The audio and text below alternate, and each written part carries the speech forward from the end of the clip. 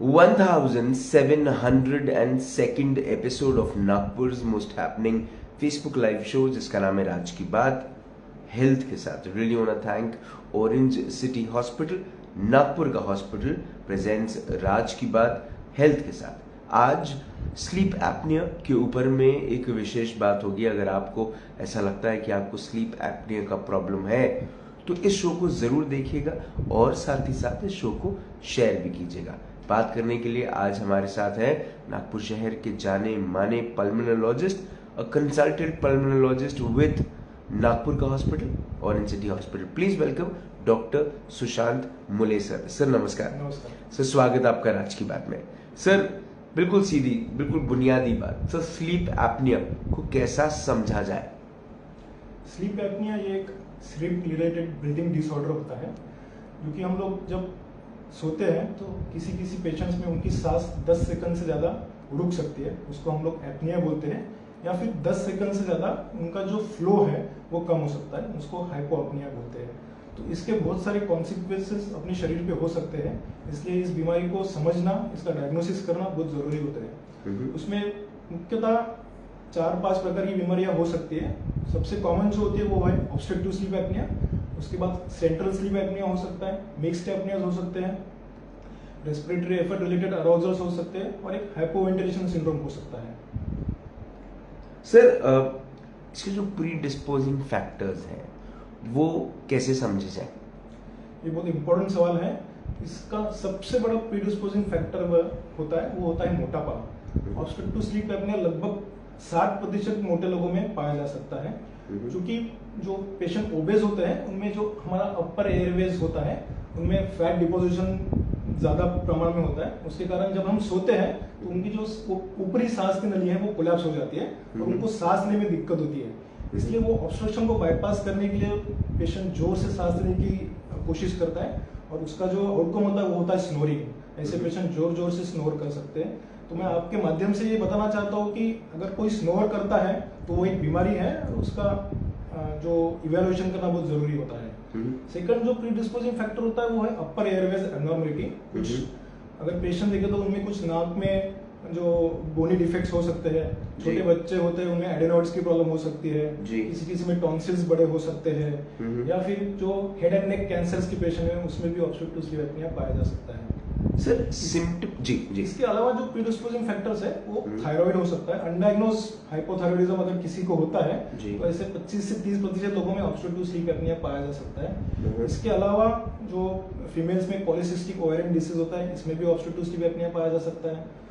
Smoking and alcohol ये दोनों चीजें अगर कोई करता है तो उसमें भी ऑब्स्ट्रक्टिव स्लीप एपनिया पाया जा सकता है। सर सिम्टम्स अगर हम देखें तो सर किस किस्म के सिम्टम्स आपको महसूस होना शुरू हो जाते हैं?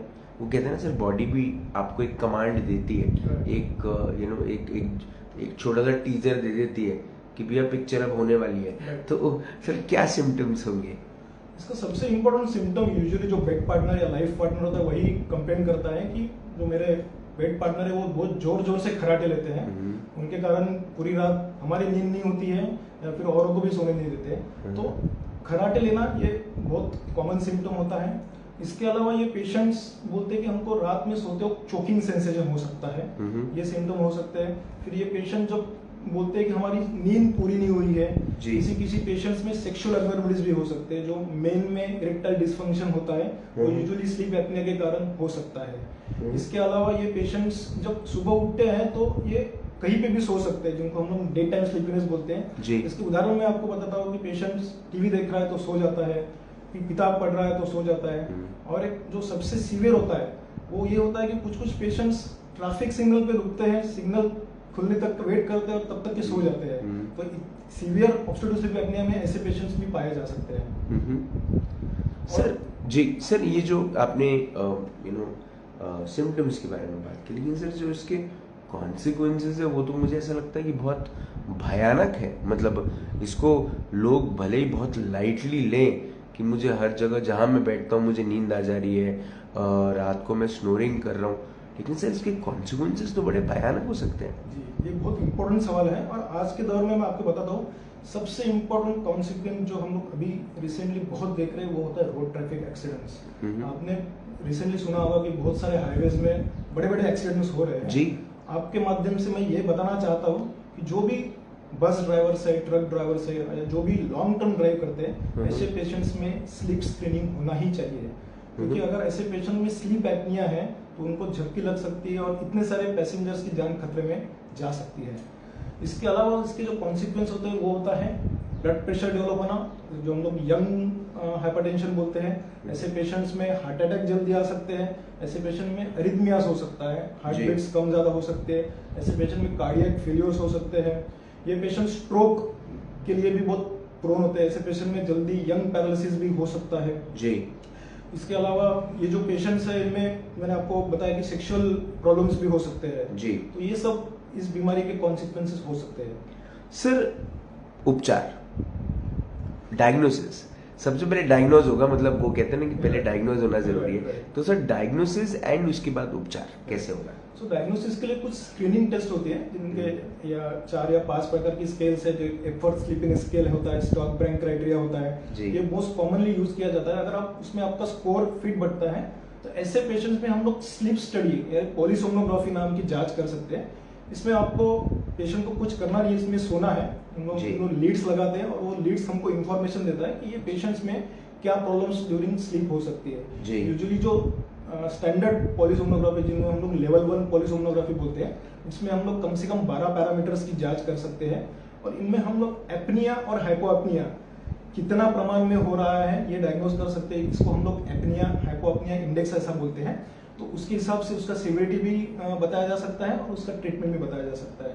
तो एपनिया हाइपोएपनिया इंडेक्स अगर 5 पर आवर से कम है तो उसको नॉर्मल बोल सकते हैं, 5 से 15 है तो माइल्ड ऑब्स्ट्रक्टिव स्लीप एपनिया होता है, 15 से 30 है तो मॉडरेट होता है और 30 के ऊपर है तो सीवियर ऑब्स्ट्रक्टिव स्लीप एपनिया होता है। और इसका जो ट्रीटमेंट है सर वो यूजुअली हम लोग मशीन लगाते हैं, सीपैप मशीन, उसको कंटिन्यूअस पॉजिटिव एयरवे प्रेशर बोलते हैं। तो सोते वक्त ऐसे पेशेंट्स को मशीन लगाते हैं तो मशीन के पॉजिटिव प्रेशर से ये जो अपना ऊपरी सांस की नली है उसको ओपन रखता है ताकि पेशेंट को सांस लेने में दिक्कत ना हो और ऐसे पेशेंट को फिर वो ट्रीटमेंट के साथ काफी रिलीफ भी होता है। Sir at Orange City Hospital sleep apnea को लेकर किस किस्म के कदम उठाए जाते हैं जब कोई इस किस्म की प्रॉब्लम को लेकर आता है? सर हम लोग जो भी पेशेंट्स उनको हम लोग स्क्रीनिंग में पॉजिटिव पाए जाते हैं, ऐसे पेशेंट्स को हम लोग स्लीप स्टडी रेकमेंड करते हैं। ऐसे पेशेंट्स को हम उसके कॉन्सिक्वेंसेस बताने की कोशिश करते हैं। कुछ पेशेंट्स ऐसे भी आते हैं सर जो स्ट्रोक लेके आते हैं, यंग पेशेंट या फिर जो यंग पेशेंट हार्ट अटैक लेके आते हैं। तो ऐसे पेशेंट में भी हमको अगर लगता है कि ये पेशेंट की बीमारी ऑब्स्ट्रक्टिव स्लीप एपनिया के कारण है, उन पेशेंट का हम लोग काउंसलिंग करते हैं, उनको प्रॉपर ट्रीटमेंट के लिए गाइड करते हैं। सर मेरा आखिरी सवाल, सर जिन्हें ये महसूस हो रहा है कि वो स्लीप एपनिया से पीड़ित हो चुके हैं, सर उन्होंने किस किस्म के प्रिकॉशंस लेने चाहिए? सबसे बड़ा प्रिकॉशन तो ये है कि उन लोगों ने अगर उनको सीवियर ऑब्स्ट्रक्टिव स्लीप एपनिया में जाते हैं, उनको सीवियर सिम्टम्स है, तो उन्होंने अकेले ड्राइव कभी नहीं करना चाहिए। ड्राइव करते हो कोई ना कोई साथ में हो, एज फार एज पॉसिबल अगर ड्राइव खुद अवॉइड करे तो ज्यादा अच्छा है। और अपना जो भी वाइटल पैरामीटर्स है, डायबिटीज है, ब्लड प्रेशर है, अपने ECG 2D को स्क्रीनिंग रेगुलरली करना चाहिए। और सबसे इम्पोर्टेंट बात है सर कि खुद को ऑब्स्ट्रक्टिव स्लीप एपनिया के लिए स्क्रीन करके उसका ट्रीटमेंट लेना चाहिए। आपके माध्यम से मैं ये भी बताना चाहता हूँ कि रिसेंटली हम लोग देखते हैं कि मोटापा इसका एंडेमिक हो रहा है, मतलब काफी बढ़ रहा है। तो अगर मोटापा कम करते हैं तो उसका ट्रीटमेंट अपने आप ही हो जाता है। तो अगर फिट रहेंगे तो आप स्लीप एपनिया से दूर रहेंगे 100%। सर आपने अपना वक्त दिया, आपने हमें स्लीप एपनिया को लेकर एक बहुत इम्पॉर्टेंट बात बताई जो बहुत सारे लोग शायद नज़रअंदाज कर रहे होंगे इस वक्त। उन्हें ऐसा लग रहा है कि अरे थकावट होगी या एक आज मौसम ऐसा है इसीलिए इस किस्म का मूड हो रहा है या मन कर रहा है आराम करने का।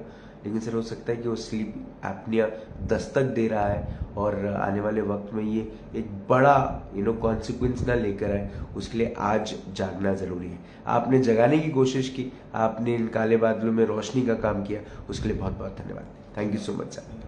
डॉक्टर सुशांत मोले, नागपुर शहर, सेंट्रल इंडिया के जाने माने पल्मोनोलॉजिस्ट, आज आपके जहन में, आपके दिमाग को दस्तक दे रहे हैं इस बात को लेकर कि हो सकता है कि आप ये सोच रहे हो कि स्लीप एपनिया या स्लीपिंग का जो आपको बार बार महसूस हो रहा है कि हर जगह जहाँ आप बैठते हैं आपको एक नींद सी चढ़ती है, आपको बैठे बैठे झपकियाँ आ रही है, या ड्राइविंग करते वक्त भी आपको झपकी आ रही है, रात को आप स्नोरिंग कर रहे हैं, ये सिचुएशन है जब आपको ऑरेंज सिटी हॉस्पिटल आना चाहिए, डॉक्टर सुशांत मुले से मिलना चाहिए। कहीं ऐसा ना हो कि आपको झपकी आए और आपके झपकी की वजह से एक बड़ा एक्सीडेंट हो जाए और उसकी वजह से आपके परिवार का एक सदस्य समझिएगा और इसे शेयर भी कीजिएगा। आपसे फिर होगी मुलाकात इन राज की बात, तब तक जिंदा रहें। जय हिंद।